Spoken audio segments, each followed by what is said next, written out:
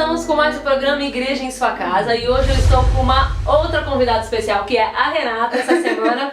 E eu chamei justamente a Renata hoje para fazer o tema sobre medo. Queria abordar isso com vocês, justamente para as pessoas que ainda estão sofrendo nessa escravidão do medo, até as pessoas que conhecem a Cristo, que já não deveriam estar com essa tentação. E chamei a Renata justamente porque ela também teve experiências como eu, com medo, passamos por pânico, eu já fui hipocondríaca, então a gente tem um pouco de experiência para passar para essas pessoas que sofrem isso e também mostrar um caminho excelente, um caminho que você pode ser livre dessa tentação, né? Exato. Então a gente vai ler aqui uma passagem de Lucas 19 e aí depois disso a Renata conta um pouco do testemunho dela e a gente conversa para procurar trazer aqui muita revelação para você.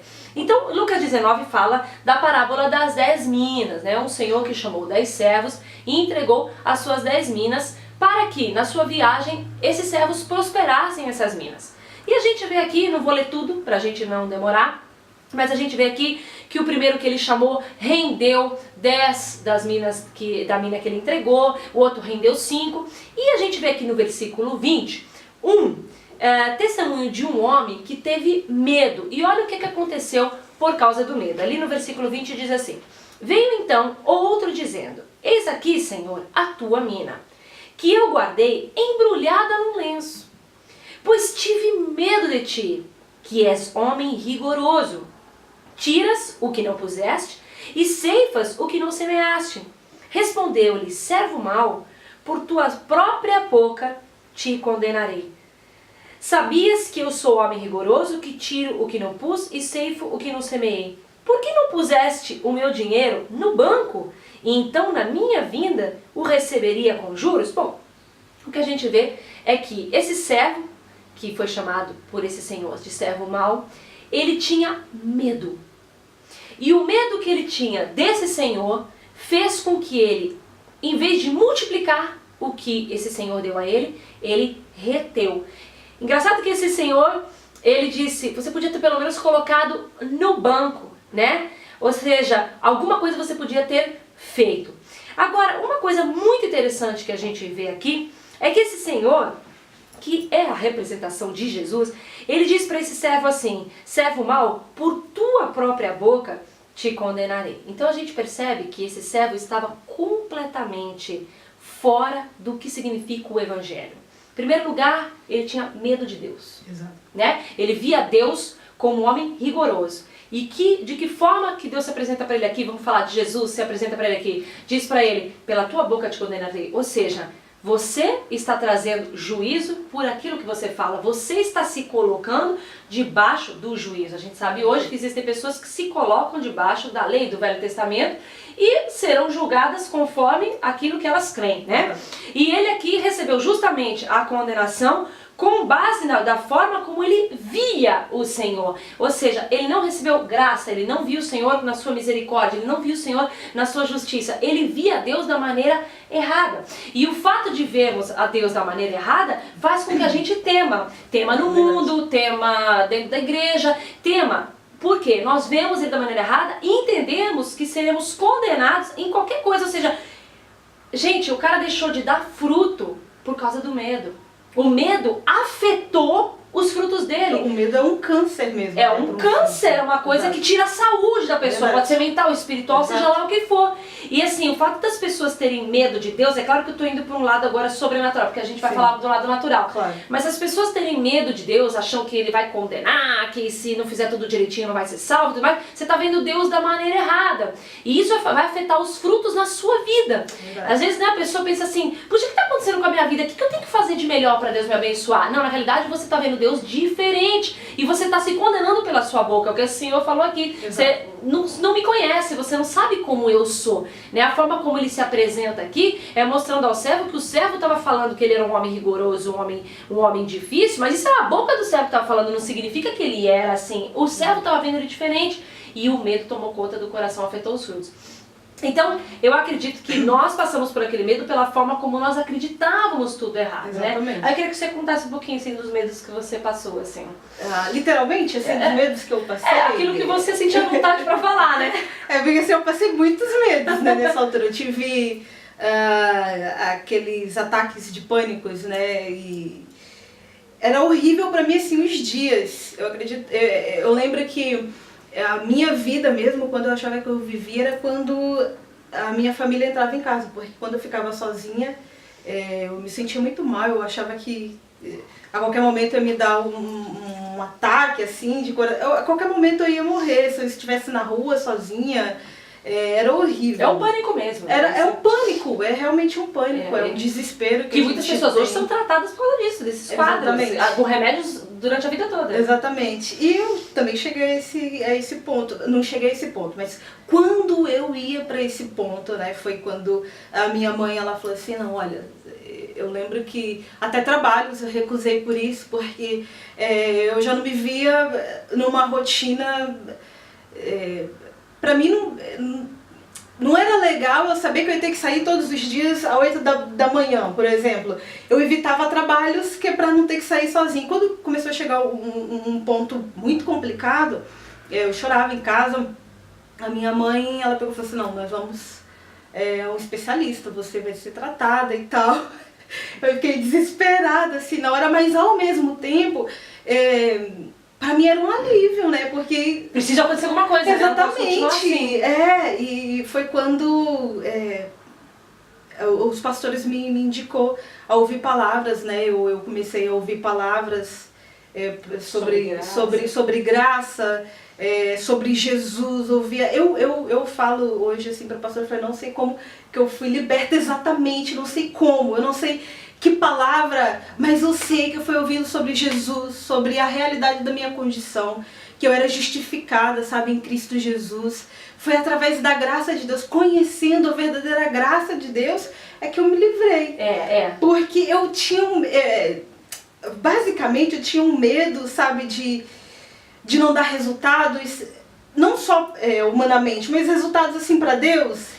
Sim. Eu via também Deus de meio que segura na tua mão a justiça. Exatamente. Cara, se eu tiver errado era agora... uma justiça própria, eu que tinha que fazer aquela justiça, eu tinha que me manter segura, sabe? Em termos de algum pecado, ou mentir, me cobrava muito, né? Porque eu cometi um pecado, era horrível.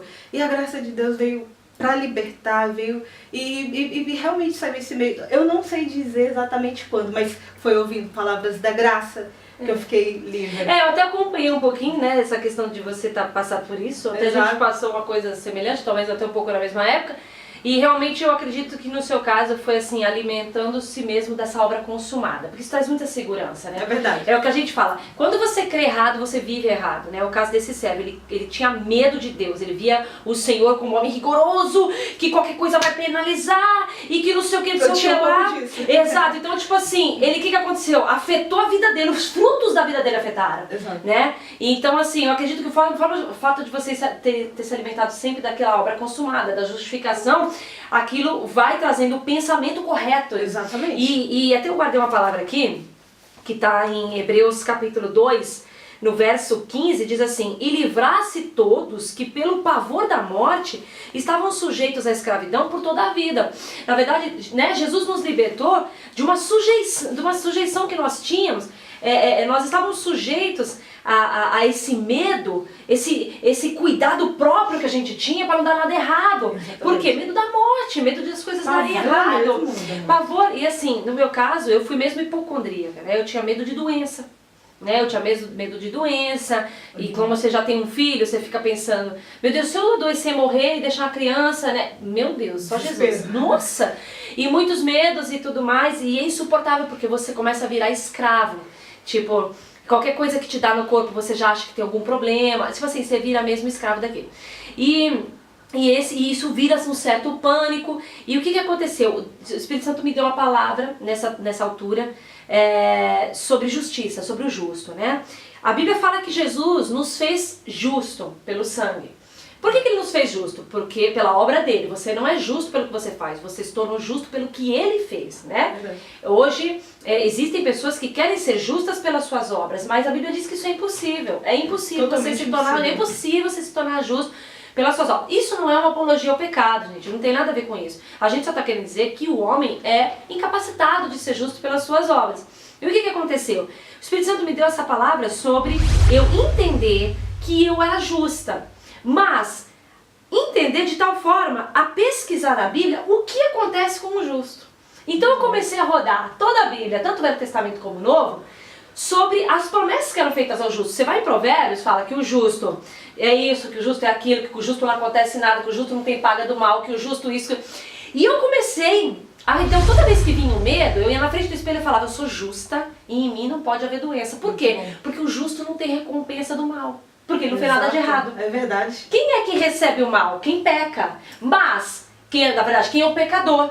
Né? Mas eu não sou mais pecadora, eu sou justa. Sim. Mas você não erra? Erro, irmão, erro. Não erro por voluntariedade, eu erro por causa da carne. Mas eu estou sendo aperfeiçoada, eu cada dia erro menos, não sou conivente com o meu erro, eu estou sendo transformada, cada dia que passa eu sou diferente, não pelas minhas mãos, sou diferente de dentro para fora. Eu acordo cada dia querendo ser cada dia melhor, né? Mas eu não preciso contar com a minha perfeição. Então eu já era justa, acabou, eu sou a justa, ponto final. Você tinha esse entendimento. Comecei a receber e comecei a confessar, sou a justa, eu não fico doente porque eu sou justa, eu não posso morrer porque eu sou justa, até porque a gente acabou de estudar no culto isso, que a Bíblia nos compara com uma árvore, né? E que a árvore, irmãos, ela não morre, a árvore ela se renova. Então depois que nós nos tornamos justos, nós não temos que esperar velhice e morte, né? Tá bem, a palavra de doido, né? Mas é verdade. É a realidade. A gente não tem que esperar velhice nem morte. A gente se renova. Então eu fui recebendo esse entendimento e fui ficando livre. E assim, é realmente a conta-gotas, né? Tipo assim, você vai percebendo que você já não tem medo disso, depois já não tem medo. Aí você ouve falar de uma doença, já não te assusta mais. Exato. Tipo, é como o caso do pecado. Cada dia você vai ficando cada dia melhor, você já não tem interesse de dizer isso, já não tem interesse de pensar mal daquilo, já não tem interesse de arrepiar os outros, você já vai cada dia sendo, né? Então essa foi transformando, até que eu senti realmente esse alívio, né? E assim, e o medo é assim, o medo é uma coisa horrível, porque quando naturalmente, quando a pessoa se livra de um, vem outro. Cara, medo, ele traz novidade todo dia, né? Sim. A pessoa que teme, ela teme todo dia alguma coisa nova. Eu tinha medo de ficar sozinha, depois eu tinha medo de andar sozinha. E vai aumentando, se não eu tinha medo de andar sozinha, depois... E preferia ficar em casa. Depois eu comecei a ter medo de ficar em casa sozinha. Nossa. Aí daqui a pouco você tem medo do escuro, o pessoal tem medo do escuro. Exato. Não, e tem gente, por exemplo, que tem medo de fazer uma prova. Entendeu? Tem gente... inclusive eu tava tirando a carta de condução na altura. E pra mim era dois testes, né? Eu tinha que passar e não deixar aquele pânico tomar conta de mim, porque você tá sendo ali testado, né? Nossa. Então você... Porque a ansiedade tá junto com o medo, né? Exatamente. Começa com a ansiedade, né? Preocupação, ansiedade, você fica demasiado preocupado. Não, preocupação em demasia, depois você fica ansioso. E depois começa a gerar esse pânico, desespero. E eu lembro que quando eu fui fazer o teste, eu fui pensando assim, não, são 2 testes, eu tenho que me segurar, que é pra... E é claro que é realmente Deus, porque a gente não tem esse controle, porque se nós tivéssemos esse controle... Com certeza! A gente não teria passado tantas vezes por a beira de um pânico, né? E até chegar ao pânico. Então, eu me sentia ali, cada dia era um medo de mais alguma coisa mesmo. Então eu já cheguei a ter medo de doenças também, falei, poxa, eu me lembro. Uma pessoa nova, você se lembra? Eu compartilhei, né, com uma pastora. E na altura morreu um ministro novo. Eu fiquei pensando, meu Deus, morreu um ministro novo, ele tinha na altura de 30 anos. Eu falei, a gente tá perdido. Não, qualquer pessoa que você dissesse pra ela que tá doente, ela falava, quantos anos? Ela queria saber se era a mesma idade dela. Tentando ali. Então era um desespero. Porque assim, pra quem tá de fora, eu até dava, a gente tá risado, mas você sabe que pra dentro da pessoa, quem tá de fora fala, cara, para com isso, é ridículo, mas você não consegue racionalmente, porque assim, gente, no fundo, o mundo tem motivo pra ter medo. Tem. O mundo não é um lugar seguro pra se verdade, viver. Depois que o pecado entrou no mundo, a morte, a Bíblia fala, né, que Deus nos livrou do poder da morte. Quem está em Cristo está livre do poder da morte. Mas a verdade é que a morte tem poder sobre o mundo. Ou seja, o mundo quem sobe num avião para viajar e cai o avião, pô, A pessoa, ela não escolheu aquilo. Exatamente. Então o mundo é um lugar inseguro. As pessoas podem tropeçar, cair raio na cabeça. Mas era por isso que a minha cabeça dava tanto nó, porque estamos sujeitos a isso. Acabou. A partir do momento que eu comecei a entender, não, Eu não tô sujeita a justamente isso. esse entendimento de que quando nós somos justos, nós não temos a paga de que o mundo Porque né, infelizmente a pessoa que é a natureza de Adão, ela recebe a recompensa do pecador, né? Porque Exato. ele é pecador. Na verdade, a criança é formada em pecado, que é a natureza de Adão. Então, infelizmente, toda espécie de mal cai sobre o mundo. Nós somos justos, formados agora em Cristo. Então, em Cristo, do que eu recebo? Tudo a herança de Jesus, por isso eu sou co-herdeira.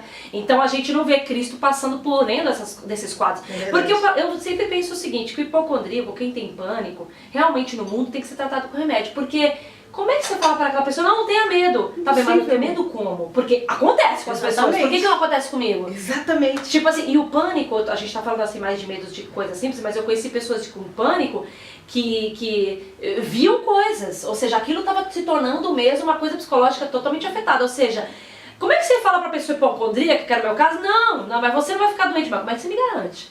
Eu fico pensando, como é que o hipocondríaco é sarado no mundo? É desesperador.